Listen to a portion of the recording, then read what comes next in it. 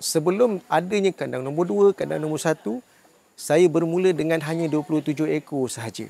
Kandang tu masih kekal sebab kita nak kekalkan dia sebab nak tunjukkan bahawa inilah permulaan kami.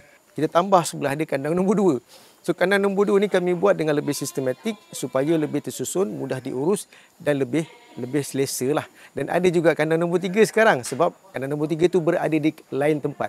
Dan untuk makluman semua, kenapa diasingkan tadi? Okey, supaya lebih mudah diurus. So kandang nombor 1 yang mana kami bermula dulu, kami jadikan dia sebagai kandang kuarantin. So dia terasing sikit lah dan kandang tu tak terlalu besar, cuma boleh muat paling maksimum pun 60 ekor lah. So kandang nombor 2 ni dia lebih kepada kandang breeding pembiakan.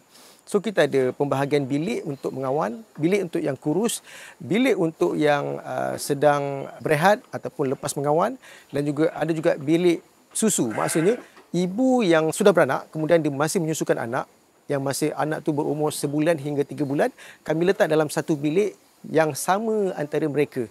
So mereka tak bercampur dengan induk-induk lain. Ada yang sakit kita asingkan dan bila beranak pun kita asingkan. Bila asing, kadar kematian akan berkurang dan kesihatan akan lebih baiklah kat situ.